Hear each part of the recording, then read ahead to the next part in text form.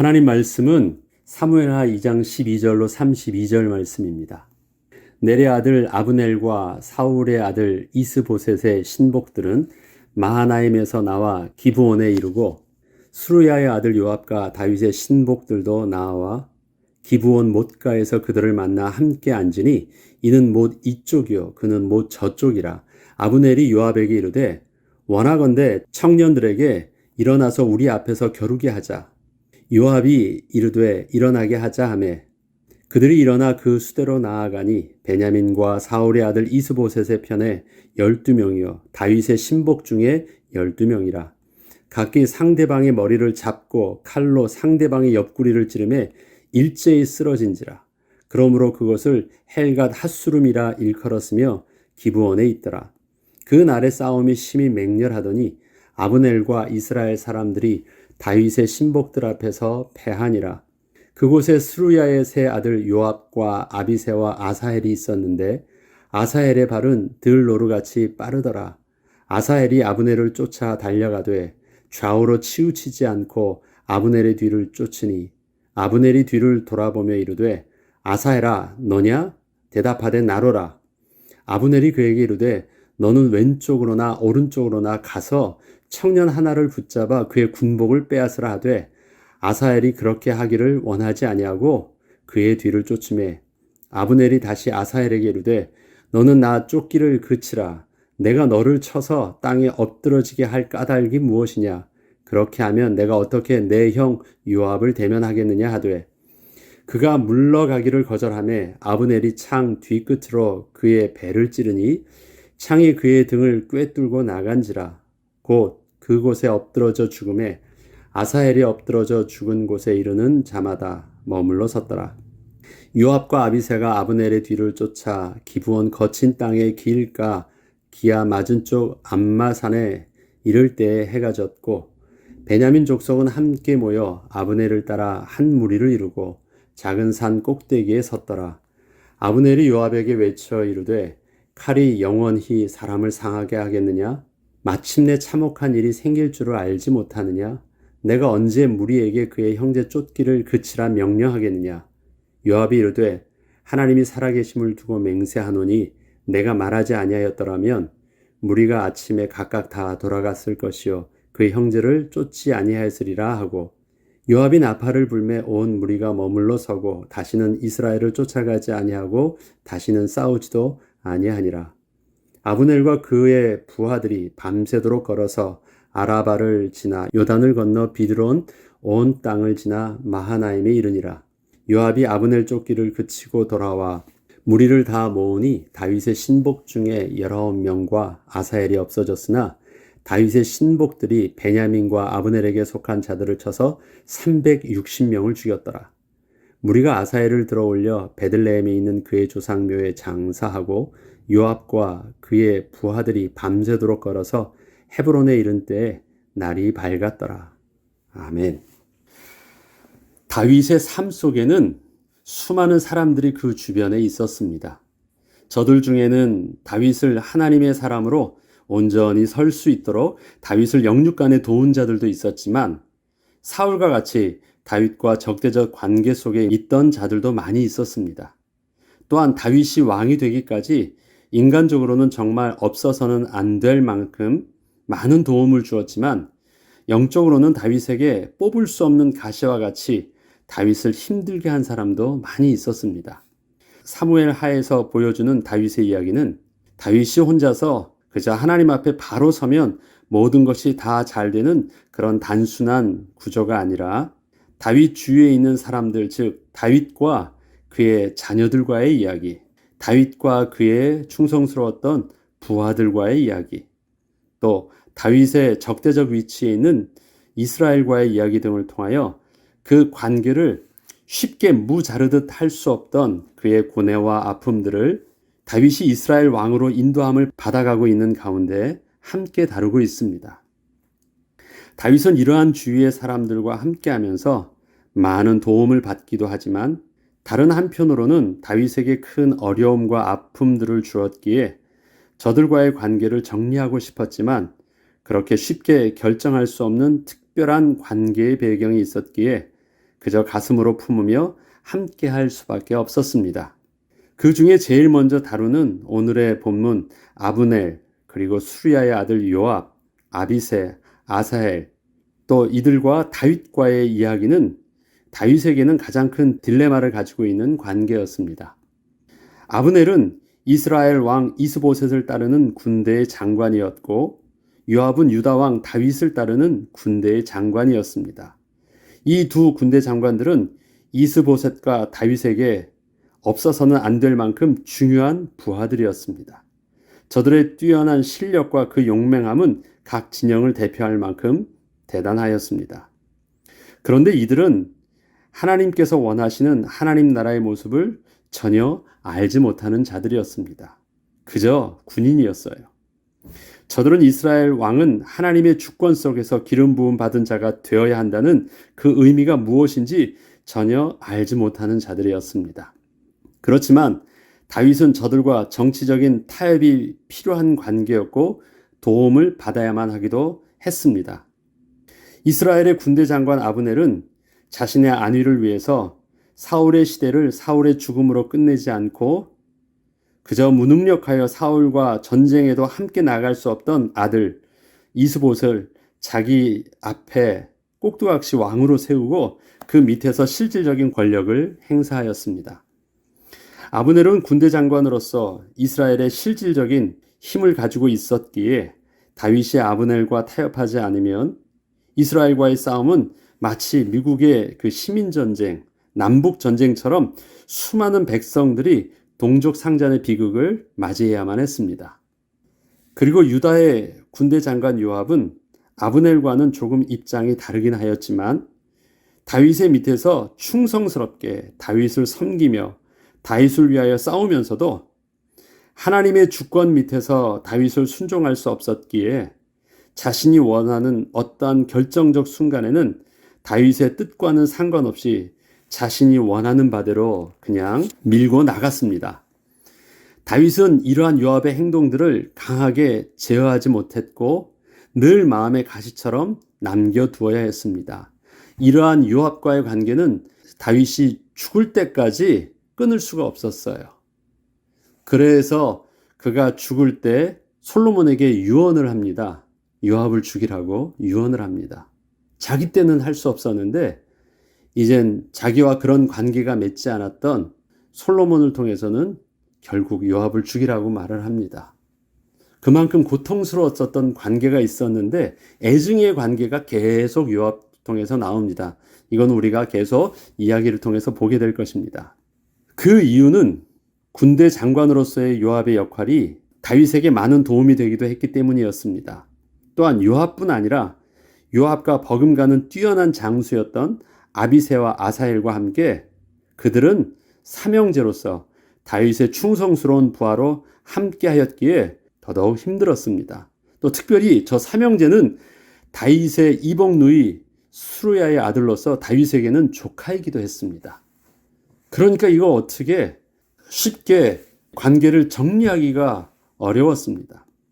이들은 모두 왕의 힘과 권력을 유지하는데 결정적 도움을 주는 자들이었지만 그 힘은 하나님의 주권 속에서 나온 것이 아니라 자신들의 군대를 통하여 왕을 지키려 하는 자들이었고 스스로 자신의 안위를 지키려 하는 자들이었습니다.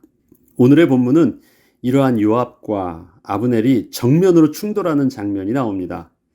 저들은 각 진영을 대표해서 12씩을 뽑아 서로 겨루어 보자고 했는데 저들은 서로 질 수가 없다는 그 강력한 의지로 인해서 서로 달라붙자마자 치열한 싸움을 구경할 틈도 없이 바로 뒤엉켜서 서로 칼로 찔러서 순식간에 24명 모두가 상대의 칼에 죽게 되는 사건을 다루고 있습니다. 그냥 한번 게임을 해보자는 것이었어요. 그런데 그것이 너무 심하다 보니까 서로 머리 잡고 서로 움켜잡고 확 했는데 12씩 진영에서 나왔다가 24명 모두가 그 자리에서 같이 즉사해버린 것입니다. 그래서 처음에는 쉽게 게임 정도로 해서 서로의 어떤 힘을 겨루어 보자고 했던 것들이 맹렬한 싸움으로 크게 번지게 되는 것입니다. 이것은 아브넬의 부하들과 요압의 부하들이 얼마나 그 갈등의 골이 깊고 적대적인지를 단적으로 잘 보여주고 있습니다. 급기야 이들은 정면 충돌을 하게 되었고 그 가운데 아브넬을 쫓던 요압의 막내 동생 아사엘은 아브넬의 칼에 죽임을 당하게 되었습니다. 이것은 요압이 아브넬에 대하여 결코 용서할 수 없는 원한을 가질 수밖에 없게 한 필연적 이유가 되게 하였습니다. 또한 아브넬도 요압과 싸움에서 부하 360명이나 죽임을 당하였기에 그 감정은 쉽게 풀어질 수 없는 관계를 요압과 갖게 되었습니다. 그들은 양쪽 진영을 대표하는 군대 장관이었어요. 양쪽에 다 원한과 자존심이 상처를 다 입었습니다. 어느 하나 군인으로서 물러설 수 없는 그런 적대적 관계를 갖게 된 것이에요. 이러한 아브넬과 요압의 적대적 관계 속에서 다윗은 양쪽 모두를 품지 않으면 안 되는 상황을 마주하고 있는 것입니다. 통일된 이스라엘 왕국을 위해서 같은 민족끼리 싸움을 피하고 거룩한 하나님의 백성으로 함께 서게 하는 것이 다윗의 소명이었고 사명이기도 했지만 그것은 그렇게 다윗의 마음대로 될 수 있는 쉬운 일이 아니었습니다. 다윗은 자신의 조카들이기도 했고 자기가 가장 힘들고 어려웠던 시절부터 계속 함께하였던 요압, 아사엘을 쉽게 끊어낼 수 없었습니다. 다윗은 또한 자신의 아들들에 대해서 서로 어머니가 달랐기에 서로 갈등의 골이 깊었던 형제 간의 피를 부르는 싸움을 다 통제할 수도 없었습니다. 이것이 이제 계속 뒤에 나오는 이야기들이에요. 자신을 반역했던 아들도 쉽게 내칠 수 있지도 못했습니다. 형제들끼리 죽여요. 형제들끼리 싸우고 또 그 아들이 아버지를 반역해서 가만히 있었으면 자기가 그 다음 차기 왕이 될 텐데 그것도 못 참고 아버지를 반역해서 아버지를 쫓아내고 왕이 돼요. 이렇게 다윗을 반역하고 왕으로 올라선 인물이 자기가 가장 사랑하던 아들이었기에 그 반역한 아들에 대한 아버지의 입장은 참으로 난감하고 가슴이 아프기도 했습니다. 이러한 일들이 계속 발생해요. 다윗 스스로가 자기를 잘 컨트롤하면 평화스러운 것이 아니에요. 자기와 상관없이 자기의 주위에 있는 이 사람들로 인해서 막 뒤엉켜지는 이 사건들을 다윗은 어떻게 감당하기가 굉장히 힘든 상황에 있습니다. 나 하나 잘 된다고 되어지는 상황이 아니에요. 이것이 사무엘하에 계속되어지고 있습니다. 다윗 주위에서 다윗을 어렵게 하는 사건들의 모습이었습니다. 어느 것 하나 단순한 구조의 관계를 가지고 있는 만남이 없었습니다. 부하들과의 관계도 아들과의 관계도 또 저 북쪽 이스라엘과의 관계도 그냥 깔끔하게 흙과 백으로 나눠서 너는 제거하고 너는 내가 품고 이렇게 할 수가 없었어요. 원수를 맺었어도 품어야 됐고 품어야 됐는데도 아픔의 상처로 사고 터뜨렸고 막 이게 얽혀져 있는 거예요. 너무 복잡한 관계적 배경을 가지고 갈등의 구조를 가지고 있습니다. 모두 동전의 양면과 같은 모습을 동시에 가지고 있었기에 다윗은 이러한 자신의 고민을 누구에게도 말할 수도 없었고 또 쉽게 결정을 내릴 수 없어서 우유부단한 모습으로 비춰지기도 했습니다. 자기 사랑하는 딸을 성폭행을 했는데 자기 아들이 그랬어요. 어떻게 하겠어요? 뒤에 보면 배다른 자식들이었지만 어머니는 다 달랐지만 그래도 자식 간에 이루어진 일들이에요. 아버지 입장에서는 뭐 어떻게 그것을 할 수 없어 그냥 침묵하고 기다려요. 이것을 보았던 친오빠는 다윗의 그 모습을 너무너무 화가 난 거예요. 그게 결정적으로 또 반역하게 되는 이유가 되기도 합니다. 여러 가지 그 다윗의 입장 속에선 그렇게 함께 할 수 없는 저 한계를 가지고 있었습니다. 사람들이 모두 내 마음과 같지 않다고 합니다. 그렇게 사람들은 서로 도움을 받기도 싫어하고 도움을 주기도 싫어하며 그저 자기 스스로 모든 일을 해나가려는 사람들도 많이 있습니다. 혼자 그냥 하면 그 누구랑 얽혀 있는 것보다 차라리 힘들어도 낫다고 생각하는 사람들이 많이 있어요. 도움을 주고 싶지도 않고 받고 싶지도 않고. 물론 내 마음도 내가 스스로 어찌할 수 없어 큰 문제를 일으키기도 하지만 혹시 내 자신의 문제는 스스로 통제를 할 수 있다고 해도 내가 감당해야 하는 일이 나 혼자만 잘해서 되는 문제가 아니라 다른 사람과 얽혀 있는 문제라면 그것은 정말 어렵고 힘이 들게 합니다. 나는 잘하고 있는데 내 자식의 문제 터지면 어떡하겠어요? 이러한 모든 나와 상관없는 일들이 내 주위에서 특별히 사건이 아니라 관계적 만남 속에서 이루어지는 것. 우리는 이러한 경우에 어떻게 해야 될까요? 왜 그렇게 우리의 삶은 단순하지 않을까요? 그저 나와 마음이 맞는 사람끼리 그렇게 잘 살 수는 없는 것일까요? 하나님은 하나님 나라를 사모하며 거룩한 삶을 살기를 원하는 우리의 삶에 뽑을 수 없는 가시와 같은 아픔의 관계를 가슴에 품고 가게 하셨습니다. 그것이 우리의 십자가가 되게 하셨습니다. 우리의 인생에는 세 가지 아픔의 유형이 있습니다. 첫 번째가 사단이 주는 시험, 곧 유혹의 아픔입니다. 이것은 사단이 우리를 하나님의 은혜로부터 단절시키고 결국은 망하게 하려고 주는 사건이요 갈등들입니다. 우리에게 있어서 그 유혹은 건드리지 않고 무시하면서 그대로 넘어가면 됩니다. 유혹은 그 사건과 문제에 의미 있게 반응하려 하면 반드시 사단의 시험에 넘어가게 되어 있기 때문입니다. 그래서 아무리 심각하게 보이더라도, 아무리 큰 사건처럼 보여도 영적으로 이것은 우리에게 유혹과 같은 시험이다 보면 그것은 가만두면 그냥 넘어갈 수 있는 일들입니다. 우리는 그것을 영적으로 구분할 수 있어야 됩니다. 두 번째는 하나님이 주시는 시험, 곧 연단입니다. 이것은 우리를 더욱더 강건하게 하시며 연단케 하시는 하나님의 은혜의 섭리이기에 피하려 하지 않고 적극적으로 감당하려 할 때 그 시험은 우리의 믿음을 한층 더 성장케 하여 주실 것입니다. 그렇기 때문에 하나님이 이것은 내게 스스로 감당하게 하시는구나 하면 부정하거나 거부하지 말고 순종함으로 감당하면 됩니다. 인정하면 됩니다. 회개하면 됩니다. 그리고 그것을 기꺼이 받으면 됩니다. 그럼 그것은 우리에게 연단을 통해서 한층 더 성장케 하는 은혜의 시간표로 누릴 수 있습니다. 그러나 이것들은 다 우리에게는 아프며 힘든 것들이에요. 그런데 이것을 영적으로 잘 구분할 수 있어야 됩니다. 그리고 마지막 세 번째는 십자가입니다. 십자가는 피할 수 있는 것도 아니고 온전히 감당하고 나면 없어지는 것도 아닙니다. 그저 일평생 짊어지고 가야 하는 것입니다. 이 십자가는 바울처럼 자기 몸에 가시와 같은 육신에 치유되지 않는 질병일 수도 있고 끊을 수 없는 인간 관계일 수도 있으며 떠날 수 없는 현실의 삶일 수도 있습니다. 그건 우리에게 운명처럼 맞이하게 된 그 일들일 수 있어요. 그렇다고 해서 이 십자가는 현실의 삶에 순응하라는 것을 의미하는 것은 아닙니다. 그저 그러니까 순응하면서 살라는 말을 말하는 것이 아닙니다. 그 아픔이 아픔으로만 끝이 나는 것이 아니고 하나님께서는 그 아픔 속에서 예수 그리스도의 십자가의 죽으심과 부활의 축복을 누리라 하시는 것입니다.